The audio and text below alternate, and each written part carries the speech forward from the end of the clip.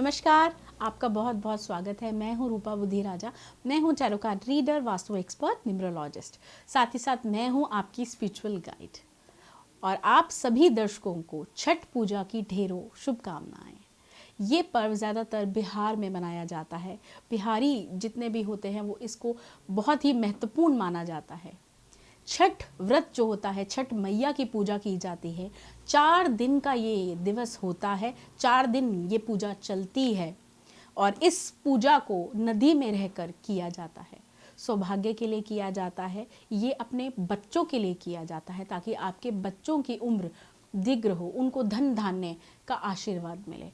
इस व्रत में सूर्य की पूजा की जाती है, सूर्य को अर्घ दिया जाता है और वो भी किसी नदी में खड़े रहकर।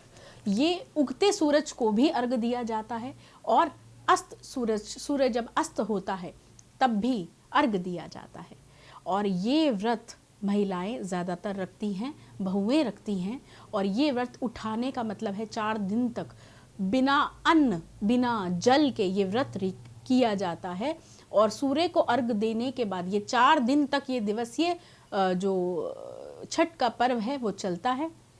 और ये अपने बच्चों के लिए किया जाता है ताकि आपके बच्चों की लंबी आयु हो। सूर्य की पूजा इस व्रत में की जाती है और सूर्य की पूजा का अर्थ होता है, सूर्य तेज का हमें संकेत दिखाता है कि तेज होता है, सूर्य में अग्नि होती है, सूर्य से हमें धन मिलता है, यश मिलता है, कीर्ति मिलती है। और यही कामना होती है कि जो ये व्रत कर रहा है या जिसके लिए किया जा रहा है, हमारे बच्चों को या हमारे परिवार में धन धान्य की कभी कमी ना आए। ये कामना के साथ ये व्रत किया जाता है। इस व्रत में शाकाहारी रहा जाता है, सात्विक ये व्रत होता है। इसमें घिये का बड़ा महत्व होता है। घिये की सब्जी बनाई जाती है, टेकुआ बनाया जाता है जो कि बहुत इस व्रत में खाया जाता है। गुड़ की खीर का महत्व होता है, गुड़ की खीर खाई जाती है। जब तीसरे दिन हम इस व्रत को करते हैं तो इस व्रत में सूर्य जब निकलता है उससे पहले ही, सूर्य उदय होने से पहले ही नदी में खड़े हो जाते हैं।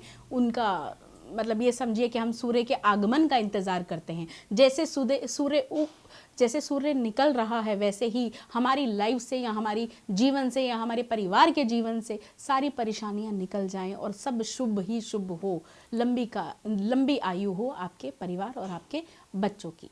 और ऐसा भी माना जाता है कि जो ये व्रत रखता है उसको एक अलग सी प्रोटेक्शन मिलती है। और ये बिहार में बहुत ही कहते हैं कि ये व्रत का बहुत महत्व होता है कि कहा जाता है कि आपकी यदि माँ या आपके घर में से कोई छठ की पूजा करता है या छठ का व्रत रखता है तो एक बहुत ही ज़बरदस्त रक्षा कवच मिलता है।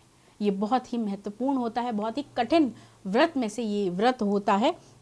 और सूर्य की पूजा की जाती है। धन की कभी कमी नहीं आती, यश कीर्ति की कमी नहीं आती उन परिवार वालों को जो ये व्रत रखते हैं। टेकुआ भी बनाने की बहुत प्रथा है। 4 दिवसीय ये होता है। सूर्य का मेन जो होता है वो सूर्य का अर्घ दिया जाता है, सूर्य की पूजा होती है। यदि कोई ये व्रत नहीं रख सकता तो कोई और व्रत रख रहा है तो अपना पूजन का सामान आप उसके द्वारा छठ मैया को अर्पित कर सकते हैं, सूर्य को अर्घ दिलवा सकते हैं। यदि आप नहीं कर रहे तो आप अपना सामान लेकर किसी के द्वारा आप पूजन करवा सकते हैं। वो सामान को आप संकल्पित करा सकते हैं, ये आप करा सकते हैं यदि आप नहीं रख रहे। गुड़ चढ़ाने की बहुत प्रथा होती है क्योंकि सूर्य को गुड़ ज़रूर चढ़ाया जाता है और तांबे के जल में सूर्य को अर्घ दिया जाता है। बहुत सारी मिठाइयाँ, बहुत सारे फल चढ़ाए जाते हैं छठ मैया को।